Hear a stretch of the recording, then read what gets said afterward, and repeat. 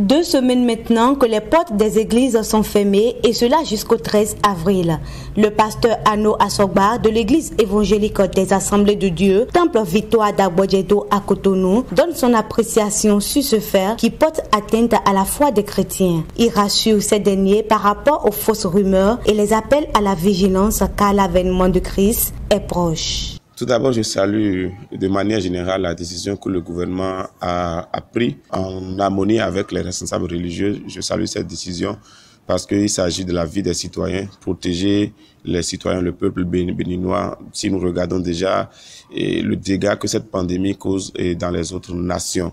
Car quand nous prenons la parole de Dieu dans l'évangile de Jésus selon Matthieu, au chapitre 24, nous allons voir que les disciples étaient allés voir Jésus pour lui poser des questions par rapport à l'avènement, son avènement et la fin du monde.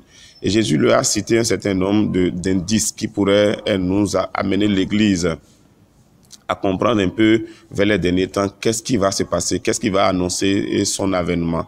Et donc cet événement ne doit pas être une surprise pour l'Église. Mais malheureusement, moi je vois que beaucoup sont surpris de voir ces signes-là se manifester, ces événements se produire.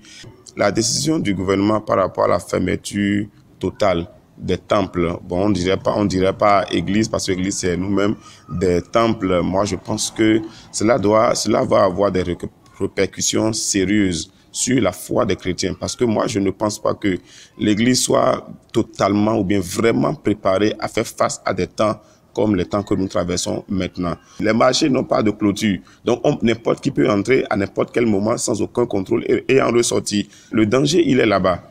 Alors que dans nos temples, on peut quand même observer les mesures de prudence, les mesures de prévention que l'État a imposées à tous les citoyens d'abord et qui est salutaire. Nous pouvons observer cela. Ce qui se passe maintenant n'est rien d'autre à côté de ce qui va arriver.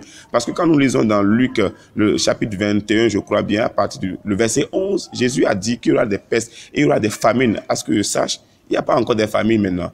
Il n'y a pas encore la famine maintenant. Et il a encore dit, juste après ce verset, qu'il y aura des événements terribles.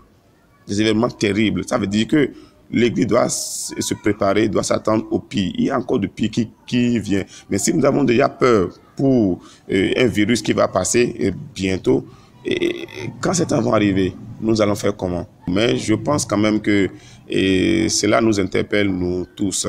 Cela nous interpelle en ce sens que nous allons désormais équilibrer nos messages. Parce que si cette pandémie n'était pas survenue, je crois, vous entendez partout séminaires de gloire, séminaires de percée transformationnelle, ainsi de suite, des trucs, le culte de la personnalité un peu partout. Mais cette pandémie est venue révéler la fragilité de l'homme. Au fait. Mais je crois maintenant que quand les temps vont être réouverts, les messages vont changer et l'Église va être vraiment préparée à l'avènement de notre Seigneur Jésus.